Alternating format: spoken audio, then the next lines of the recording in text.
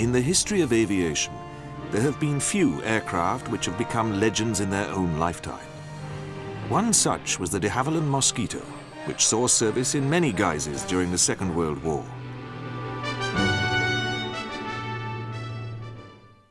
The story of the Mosquito begins in 1936, at a time when German rearmament was no longer a secret and was beginning to threaten the peace of Europe. It was Hitler's creation of a powerful air force which gave most concern. Then, in March 1936, Hitler sent his troops into the Rhineland, which had been demilitarized after the end of the Great War.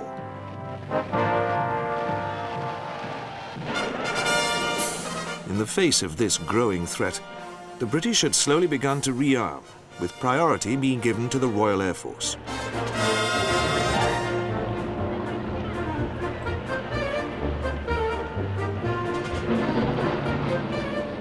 Specifications were drawn up for new aircraft to replace the obsolescent types of the day. Among these was one issued in 1936 for a high-speed twin-engine bomber, which could also be used for reconnaissance. A basis for such an aircraft already existed in the de Havilland DH-88 Comet. This aircraft had in 1934 won the England to Melbourne Air Race, part of the centenary celebrations of this Australian city. In 1937, the Comet was converted into a four-engine airliner, the Albatross, which was used as a transatlantic mail carrier. What was significant about the design of this aircraft was that it was of wooden rather than metal construction. De Havilland believed that wood offered a number of advantages, not least its availability. Furthermore, they became convinced that the Air Ministry specification was wrongly drawn up.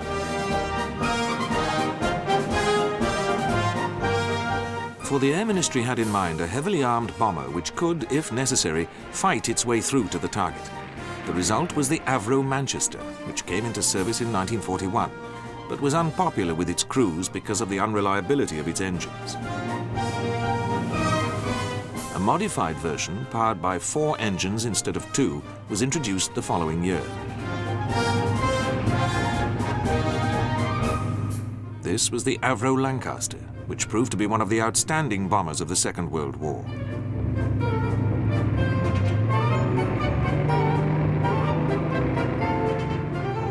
But back in the late 1930s, as war clouds loomed over the horizon, the Air Ministry had shown little enthusiasm for de Havilland's all-wooden concept. In March 1938, German troops had entered Austria. Hitler declared Anschluss, or union between the two countries, and turned his eyes on Sudetenland, Czechoslovakia's westernmost province. His pretext for annexing it was its sizable German minority, but the Czechs resisted his demands and war appeared imminent.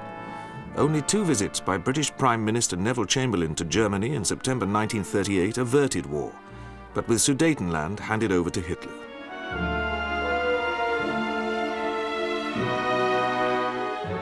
Realists in Britain did not believe Hitler's assurance that he had no further territorial ambitions, or Chamberlain's claim that he had bought peace in our time. He had merely postponed the now inevitable war in Europe. Hence the pace of rearmament quickened, with de Havilland continuing to pursue their all-wooden concept. They now took their DH-95 Flamingo airliner as a starting point, believing that a smaller aircraft might provide the solution. For if the aircraft was fast enough, it could evade enemy fighters and therefore would not have to sacrifice payload for weapons, ammunition, and additional crew members. But fearful that the Germans might develop fighters which could catch the de Havilland bomber, the Air Ministry remained wedded to the heavily armed metal concept. On the 3rd of September 1939, the war, which had been increasingly expected in Britain, became fact. De Havilland immediately approached the Air Ministry again, but only Air Marshal Sir Wilfrid Freeman, responsible for research and development, showed positive interest.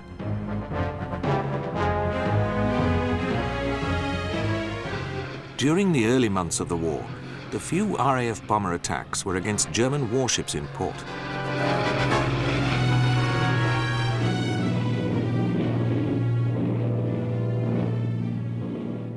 but they suffered heavy casualties from German fighters, calling into question the belief that the heavily armed bomber would always get through. Meanwhile, de Havilland continued to persevere. Eventually, in January 1940, and under pressure from Air Marshal Freeman, the Air Ministry agreed to fund a bomber reconnaissance prototype. This enabled the de Havilland design team, which had taken up residence at an historic English country house, Salisbury Hall, north of London, to finalize their work on the project.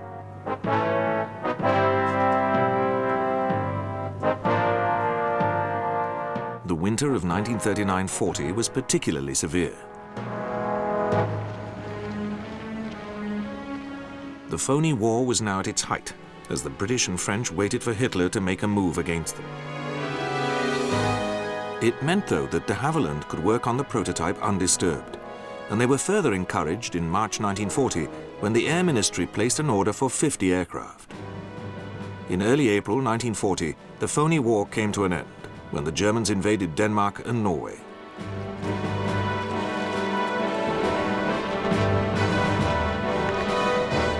The following month, the main German blow came in the west, against France and the Low Countries.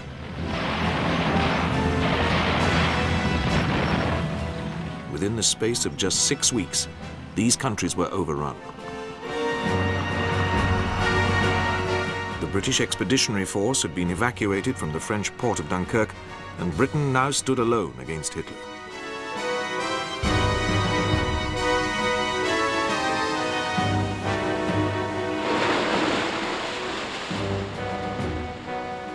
Lord Beaverbrook, Minister for Aircraft Production, was conscious that Britain needed defensive weapons with which to resist a German invasion.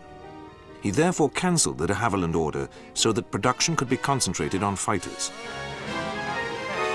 As the RAF duelled with the Luftwaffe in the skies over England, de Havilland pleaded with Beaverbrook to change his mind. Eventually, he did so.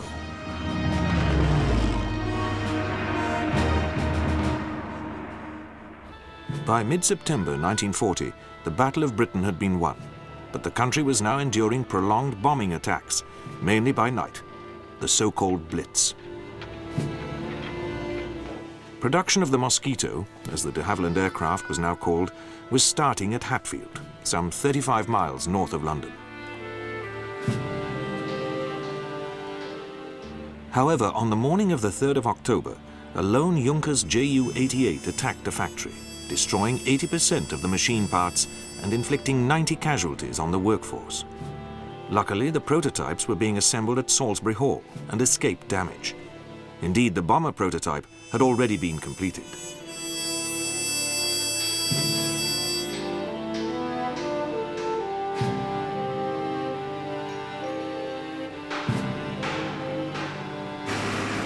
This had made its first flight in conditions of great secrecy 2 days before the Hatfield attack.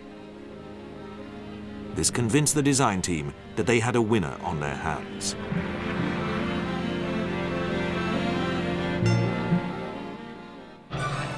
During the next few months, this prototype was thoroughly tested and the few inherent bugs ironed out. Fighter and photographic reconnaissance prototypes were also flown. Production of all three types now began in earnest.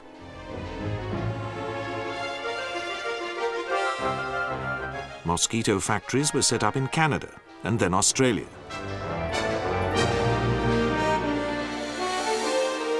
The first Mosquito variant to come into service was the unarmed photographic reconnaissance version. This made its first operational sortie in mid-September 1941. The first reconnaissance type had a range of nearly 2,200 miles, was capable of flying at 35,000 feet, and had a top speed of just over 380 miles per hour. By the end of the war, range had increased to nearly 3,500 miles, top speed to 425 miles per hour, and ceiling to 43,000 feet. The photo reconnaissance version of the Mosquito was used in every theatre of war. It seldom failed to bring back the information asked of it. One of the Mosquito's major successes was bringing back the first firm evidence that the Germans were developing V-1 flying bombs and V-2 free-flight rockets.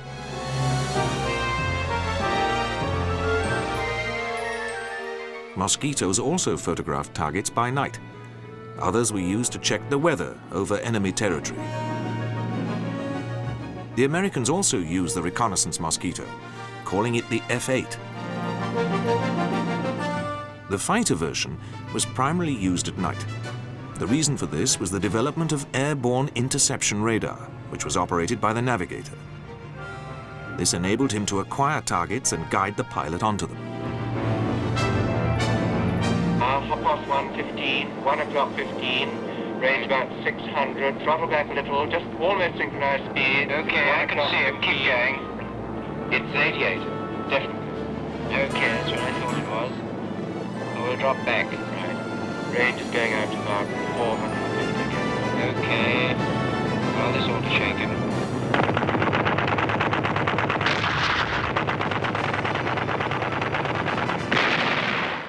Later in the war, these night fighters began to escort British bombers over Germany in order to ward off Luftwaffe attacks.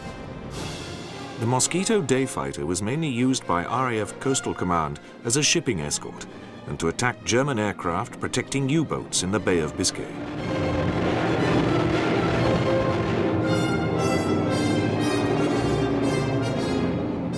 In June 1944, however, Hitler launched his V-1 flying bomb offensive against Britain.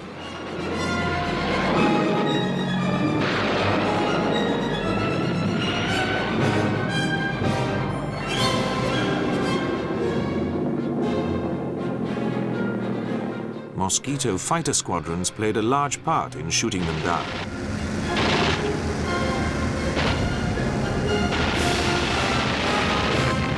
Trials were also undertaken to use Mosquitoes in the anti-shipping role by arming them with a version of Barnes-Wallis's famous bouncing bomb, which was used in the spectacular attack on the German Ruhr dams in May 1943. This bomb, codenamed Upkeep, was not, however, used in action.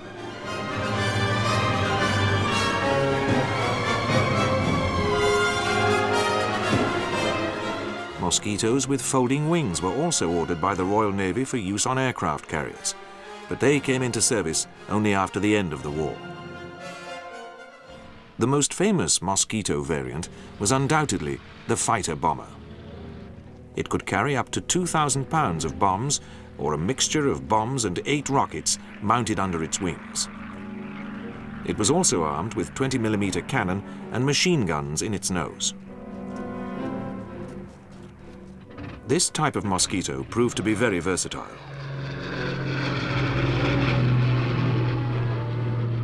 A large number operated with RAF Bomber Command. Some of these helped to mark targets with incendiaries.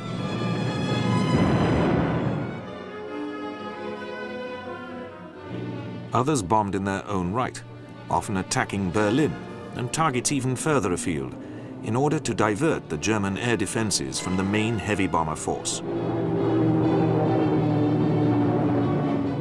Mosquitoes, too, were increasingly used for precision attacks by day, the ultimate test for the crews.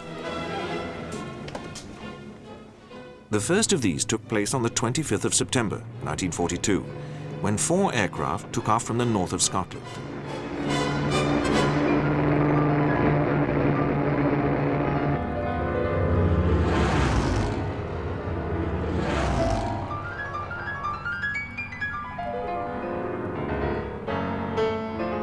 They had been briefed to attack the Gestapo headquarters in the Norwegian capital, Oslo, in order to destroy its records on the Norwegian resistance movement.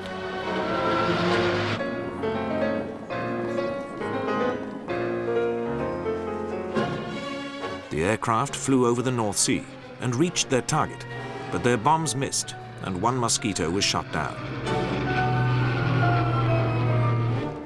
More audacious was an operation led by Wing Commander Reynolds. I was fortunate enough to lead the first formation of Mosquitoes, which bombed Berlin in daylight. He took off with 2 other Mosquitoes on the 30th of January 1943, the 10th anniversary of Hitler's accession to power.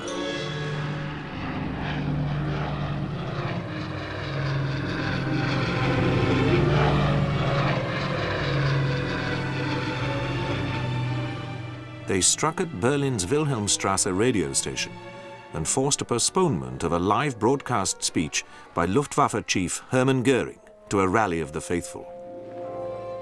A few hours later, a second attack on the radio station disrupted a speech by Nazi propaganda minister Joseph Goebbels. Both operations caused the Nazi authorities much embarrassment. The attacks also served as an enormous boost to British and indeed Allied morale.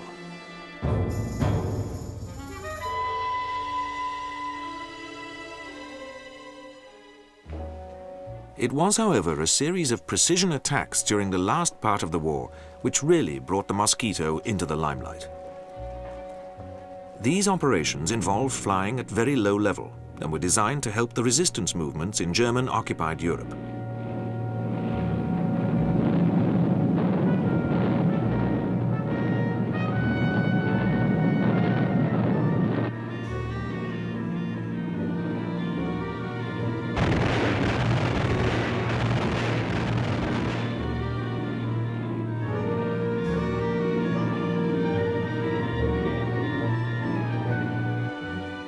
In January 1944, London received a plea from the French resistance to help spring 100 of their members, who were awaiting execution in Amiens jail in northern France.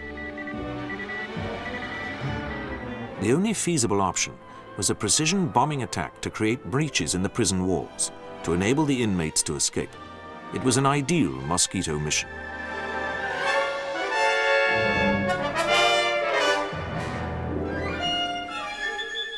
Group Captain Charles Pickard was selected to lead the attack. He was a highly decorated pilot who had come into the public eye in 1941, when he played the lead role in a documentary film about RAF Bomber Command, Target for Tonight. 19 Mosquitoes took off on the 18th of February 1944. They flew low across the English Channel. 12 Typhoon fighters provided the escort. The Mosquitoes reached the French coast and set course for their target. The first wave of aircraft attacked the east wall of the jail, but failed to breach it.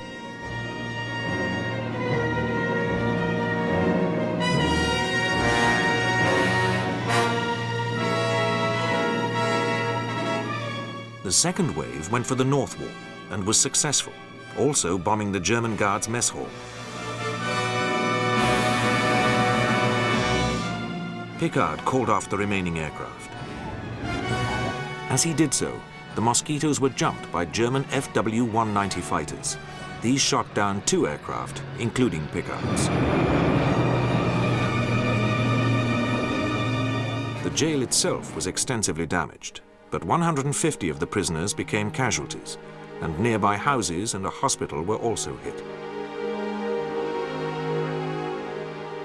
Nevertheless, an amazing 258 prisoners managed to escape through the breach. Local French people found the bodies of Pickard and his navigator and buried them. In April 1944, 6 Mosquitoes flew at just 50 feet over the North Sea to make a successful attack on a building in the Dutch city of The Hague. There's a highway. Our ETA will be up in 5 minutes. Okay, set up your equipment. There it is, dead ahead. This target housed records used by the Germans to persecute the Dutch, and the aircraft used 500-pound delayed action bombs to destroy it.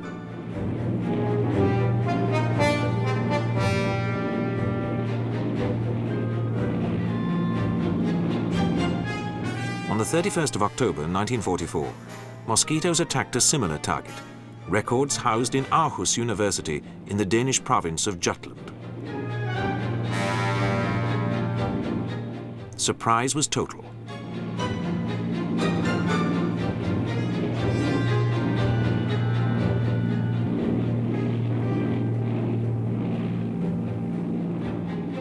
Indeed, it was not until the aircraft was streaming away from their target that the German anti-aircraft guns came to life. At the very end of 1944, the Mosquitoes revisited the Gestapo headquarters in Oslo. The Germans were more alert than they had been at Aarhus. All 12 Mosquitoes were hit by flak, and damage to the Gestapo HQ was slight. Worse, over 100 Norwegian civilians were killed and wounded, and 1,000 people made homeless. It was the Danish capital Copenhagen which witnessed what was perhaps the most spectacular of these pinprick raids. Once again, the target was a Gestapo headquarters. This was situated in the former Shell Oil Company offices. The planners went to great lengths to obtain as much intelligence as possible on the building, especially since it was situated in one of the most densely populated areas of the city.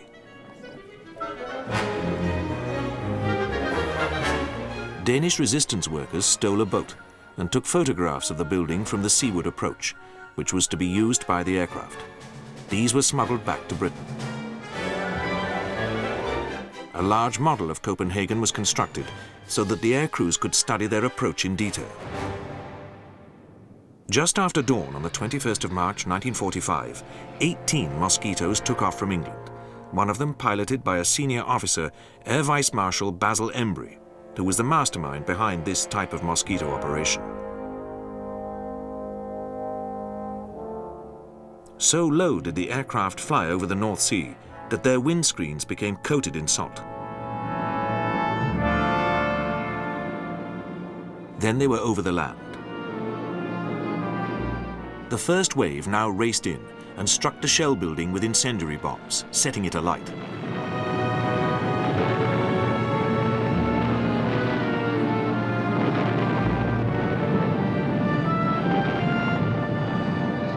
The second wave was confused by the fires, and so turned and came in again. Unfortunately, the wing of the leading aircraft struck a flagpole, and it was catapulted into a nearby school. Following aircraft mistook this for the Shell building and dropped their bombs on it. Tragically, 27 teachers and 87 children were killed. On the credit side, the Shell building was largely destroyed, along with most of the Gestapo records. Furthermore, some 30 Danish resistance members incarcerated there managed to escape. While these raids resulted in casualties to innocent civilians, they did save numerous resistance lives. The sight, too, of Mosquitoes flying at treetop level acted as an enormous boost to the morale of the peoples of the German-occupied countries of Western Europe. Such was the versatility of the Mosquito that many air forces throughout the world continued to use it during the immediate post-war years. It saw action with the Israelis in their war of independence against their Arab neighbors during 1948-49.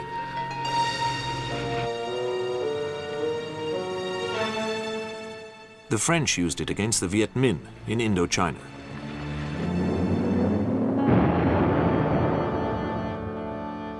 Chiang Kai-shek's Air Force flew it in the last stage of the long-running Chinese Civil War. The British used it during their campaign against the communist terrorists in Malaya.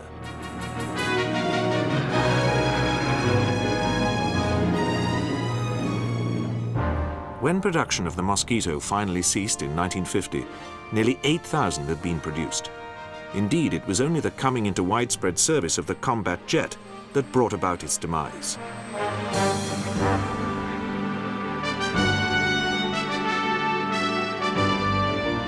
But this was not before Mosquitoes had overflown the world's highest mountain, Everest.